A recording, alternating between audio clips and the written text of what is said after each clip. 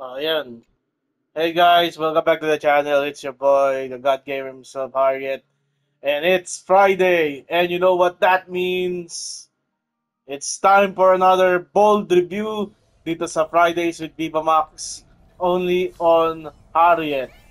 And I will give you the bold, the whole bold, and nothing but the bold. Yes, and today we are going to take a look at Banquero.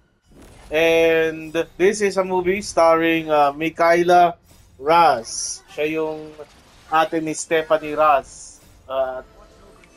Or kapatid ni Stephanie Raz. Nandito rin si Chester Gresha, Joshua Sobel, and Marco Mora. Yeah, like yung sa Genshin. Di ba rin? Yung Rex Lapis. Siguro yung ano. Title of the video, Rex Lapis. Also, look at that. Dopamine.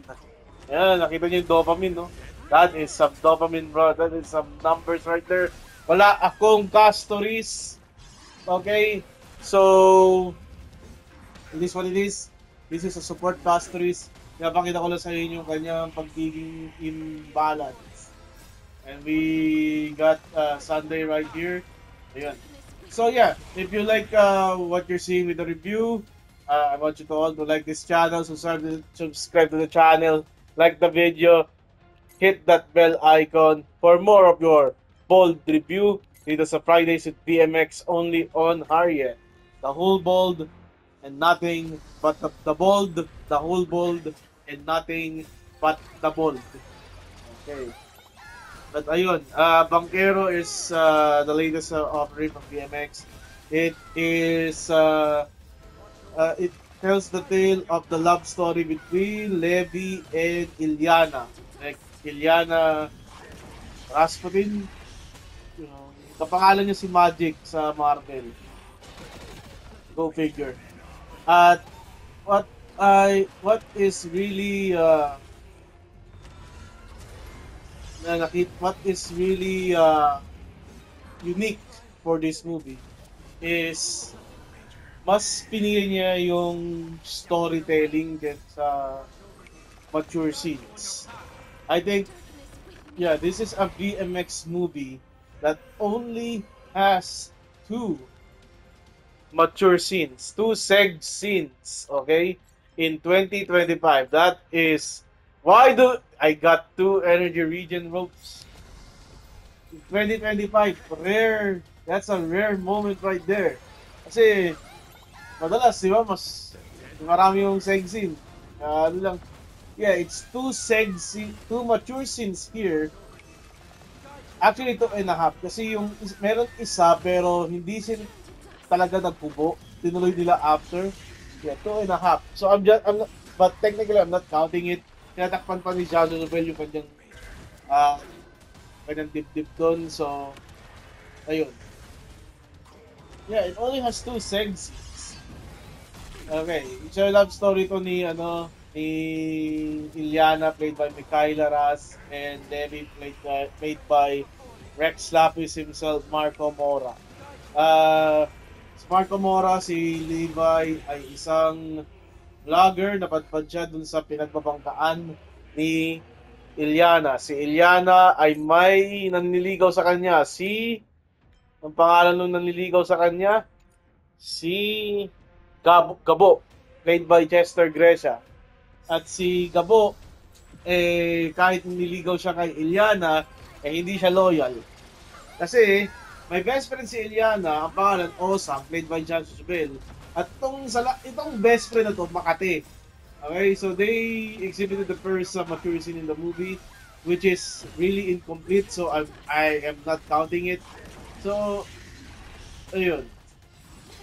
But the rest, as if I say, wala masyadong angkangan na nangyari. After that kalahating mature scene, walang hubaran, walang insertion na nangyari kasi mas strictly gabo si Mikaela, si Ilyana, yun, na-introduce yung character ni Levi na binangga ni Ilyana papunta sa cottage niya. At isa kong mapupuna lang dito is bakit? I mean, trabaho lang naman ni Ilyana is mambangka. So she really doesn't have to escort Levi into his cottage, di ba? He can do it by himself. And this is just small details, pero I think sa simula pa lang nagkakagusto na si Ilyana kay Levi. Si Levi kasi ay medyo magalang, okay? At ina-admire, medyo adventurous siya. At yun parang titipuhan ni Ilyana, which is isa sa mga, brinot up naman ni Ilyana nakikipag-usap na kay Levi. Or Levi. Levi ako ng Levi, Levi. 3 million. Oh my God. Okay. Ayun. So, nagkaroon ng opportunity na magkakilala si Levi, sa si Ilyana nung na-stroke yung tatay ata ni Ilyana, heat stroke. Dinala ni Gabo kasi nagpapalakas siya sa ospital. At doon sila naging close. Nag-swimming sila sa may waterfall. Tapos, bang ginawa nila? Yung nag sila ng tubig. Ayun. Tapos meron pa nga doon yung first time nila mag-swimming eh. Kaya doon yung katawan nila isa't isa. Si Ilyana tinignan niya yung jump ni Levi. Si Levi tinignan niya yung yoga ni Ilyana at pinagsalsalan niya yung nagsalsal silang dalawa. Pinaglaro niya yung sarili nila. Yun. The point is, umalis yung tatay, doon na sila nagkangkangan. At binidyohan nata ito ni Osang. Di ba demonyo yung best friend mong demonyo? Ayun, kasi gusto ni Osang si Gabo eh. She wants some Gabo kaka action, di ba? And, ayun. Di ko alam saan punto nun habang nagtatalig si Ilyana sa si Levi, binidyohan ni Osang, pero binidyohan ni Osang, and then dumating si na Levi sa kasi Gabo, ay yung tatay dumating nag-suggest si Levi na lumuwas silang Maynila. Okay? Tapos, after lumuwas sa Maynila, dumating na si Gabo saka yung tatay ni Ilyana. At ayun, napigilan ng konti. Nalaman ni Gabo na dahil sa video na kinuha ni Osang na nakipagkangkangan itong si Ilyana, naunahan siya ni Levi kay Ilyana. Nainis tong si Gabo, nilusob niya si Levi. Siyempre, protektahan ni Ilyana si Levi. At ayun, frustrated si Gabo, nag-revenge seg siya kay Osang. Tinuloy nila yung pagtatalik na gumagamit siya ng yung fish cracker para maghalikan which is awesome. Awesome. Diba? Yun. Furthermore, that is what happened, and the rest is I think the rest is much more history.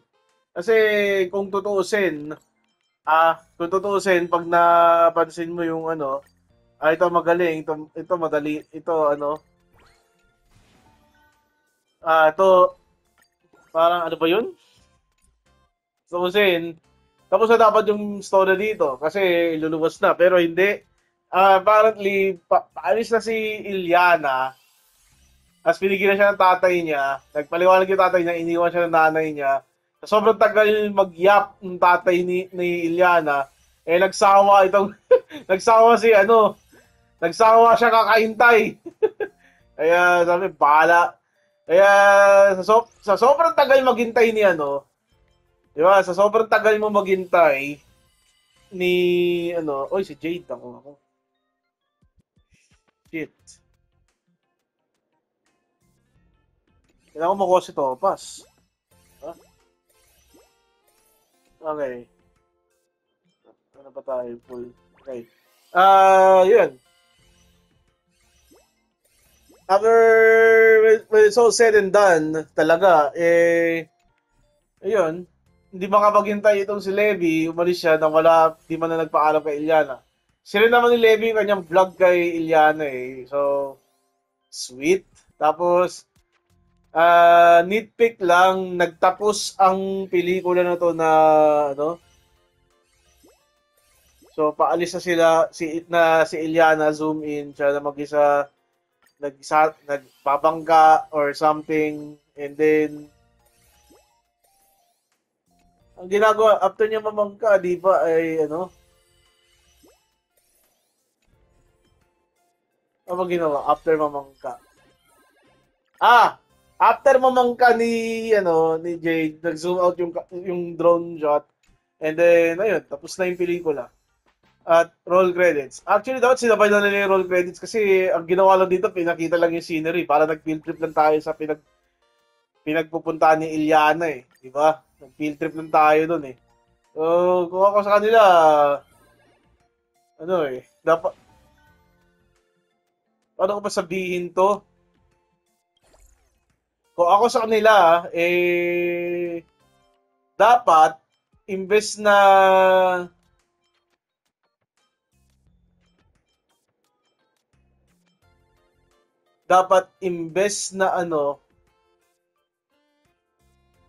imbes na hiwalay yung tawagin doon,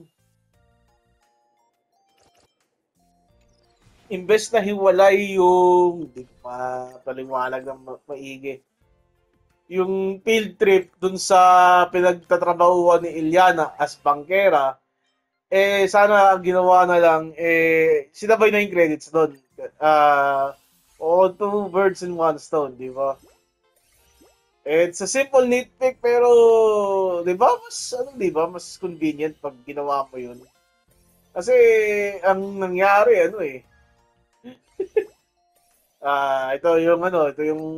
ito si Ilyana, malungkot, nang babangka, tapos yung drone shot, tiningnan yung yung kapaligiran, di ba? And tapos na. Okay. May playtime nga pala to ha. So, I was supposed to give this a peak or week peak. Sana, so nakita ko, ay may playtime. 10. So, sorry. Ayoko ng playtime dito, bawal playtime. So, I'm just going to give this. For my review, I'm going to give Bangkera week rating. Ayan, week. Dahil sa playtime. Sisihan nyo yan. Okay, ganda na eh. Okay, so next review natin, Tuesday, is Violet.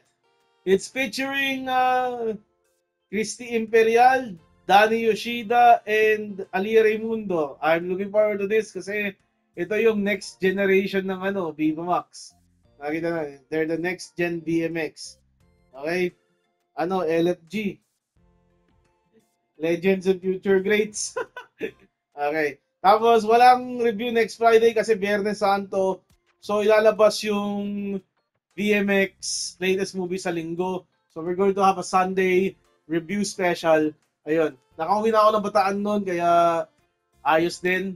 I think WrestleMania rin nun, no? Baka wala rin akong boses pag nagkataon. Well, it doesn't matter. Ayun. Thank you for watching, everyone. This is your boy, God Gamer himself, Ariet. Goodbye and good night. Bang!